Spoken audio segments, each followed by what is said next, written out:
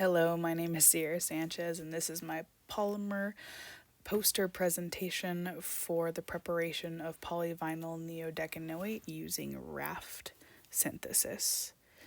So, reversible addition fragmentation chain transfer, or RAFT, is a type of free radical polymerization that uses reversible deactivation. The reversible deactivation is provided by the raft or chain transfer agent, which usually contains thiogroups, as we can see right here. Raft is very beneficial in the industry as it can be used to create polymers with complex structures, precise molecular weights, low PDIs, and is also compatible with a large range of monomers. The raft mechanism is similar to your typical free radical polymerization, because it has initiation, propagation, and termination. However, there are equilibrium steps between activated and deactivated polymer chains. It is this equilibrium that allows for slow molecular weight building and thus molecular weight control. Because the molecular weight grows slowly, the PDIs will actually decrease over time. The goal overall for this study is to synthesize a polymer that has a molecular weight of 85,000 grams per mole at 100% conversion using raft polymerization methods. To do this, a bulk solution of EXGA, a chain transfer agent, AIBN, the initiator, and vinyl neodecanoate, the monomer, was made and split into 3 vials. The vials were heated and removed at different points throughout the reaction process so that we could carefully analyze the progression of the polymer's PDIs, molecular weight, and percent conversion.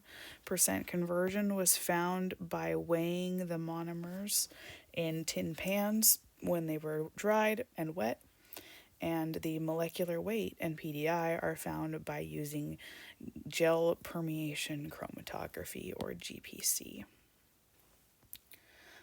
The polymer conversions can be seen in this table. For the first vial that was removed at 90 minutes, we can see a percent conversion of 2.703, and the second vial removed at 120 minutes had the same exact conversion. The one at 150 minutes had a slightly higher conversion. These results are not as expected. We expected much higher conversions for the second and third trials. However, they remained pretty consistent, indicating that there may be very little polymerization happening in this reaction. GPC analysis also showed signals with multiple peaks, indicating that multiple different chain lengths exist in our sample, which means that our PDI will be very large or larger than expected. We also can notice that the elution time of our signals is extremely similar. Typically, in raft polymerization, we should see an increase in molecular weight as the conversions increase, and thus we should see an increase or a decrease in the retention time for the signals. But that is not seen here, once again indicating that little polymerization likely happened in our reaction. When calculating the GPC data to find the experimental molecular weights, we found a molecular weight of roughly 38 grams per mole, which is highly unexpected, as not even any of the reagents, the starting reagents, had molecular weights that low. It is proposed that this issue is due to water or air contamination. However, neither of those should have produced products with that low molecular weights. So it is suggested that maybe there was an error in the GPC sample preparation or even in the GPC instrumentation itself. Or also, in the preparation of the reaction solution, but it is not totally understood. We can also see more closely using graphs that as conversion increased, molecular weight decreased, which is not a property of raft.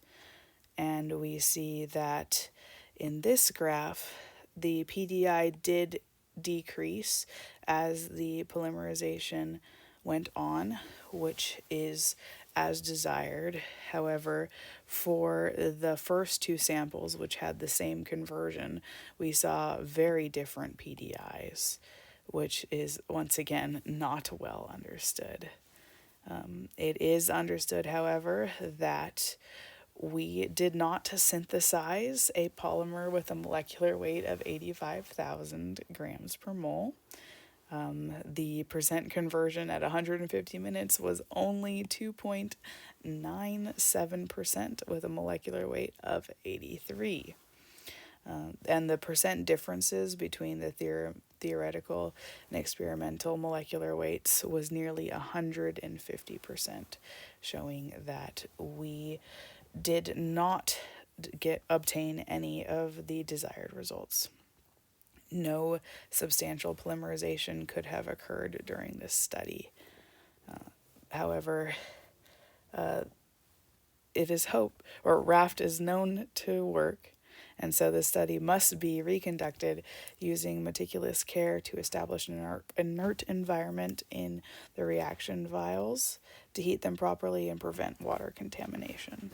Also, careful GPC sample preparation should be maintained, and the GPC instrument itself should be carefully monitored for any potential errors. Just like to thank Dr. Zhang, Leslie Hamachi, Paul Contos, and Javier for all of their help in lab. Thank you very much.